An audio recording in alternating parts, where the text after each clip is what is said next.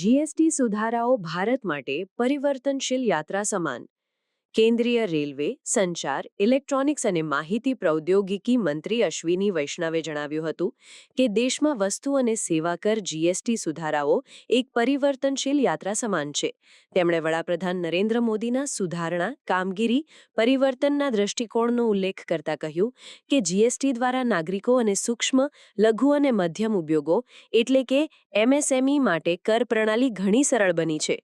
GST અમલમાં આવ્યા બાદ લોજિસ્ટિક્સમાં ઝડપ આવી છે અને કરપાલન વધુ સરળ બન્યું છે, જેના ફાયદા સ્પષ્ટપણે જોવા મળી રહ્યા છે.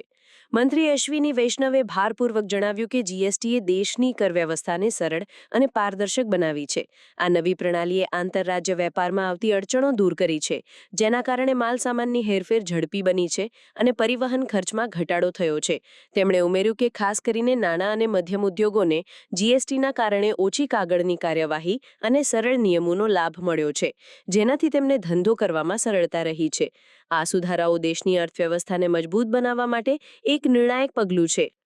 જીએસટીના અમલ બાદ કર આવકમાં સતત વૃદ્ધિ જોવા મળી રહી છે, જે દર્શાવે છે કે આ સુધારાઓ સફળ રહ્યા છે. તેમણે કહ્યું કે સરકારનો મુખ્ય ઉદ્દેશ્ય કર પ્રણાલીને વધુ સુલભ અને નાગરિક કેન્દ્રિત બનાવવાનો છે.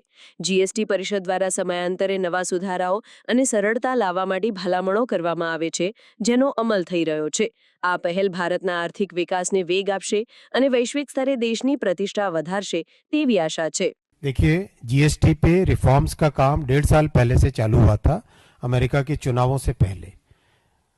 ये प्रधानमंत्री जी का बहुत क्लियर है, रिफॉर्म, परफॉर्म, ट्रांसफॉर्म. इस रिफॉर्म से देश की एक नए तरह की ट्रांसफॉर्मेशन की यात्रा चालू होती है. जीएसटी के आने से वो भी अपने आप में इतना बड़ा रिफॉर्म था कि आप देश भर में आप पूछो, बॉर्डर पे किस तरह से लंबी लंबी ट्रकों की कतारें, लाइन लगी रहती थी.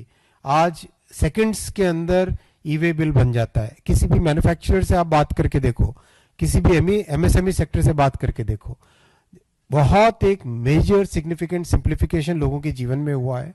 इसका बेनिफिट मिला है. ये 1.5 वर्ष की एक्सरसाइज अब फाइनल होके आप सबके सामने आई है. माननीय प्रधानमंत्री जी ने लगातार इसको फॉलोअप किया है, लगातार इसमें हर स्टेप पे गाइडलाइंस दी हैं.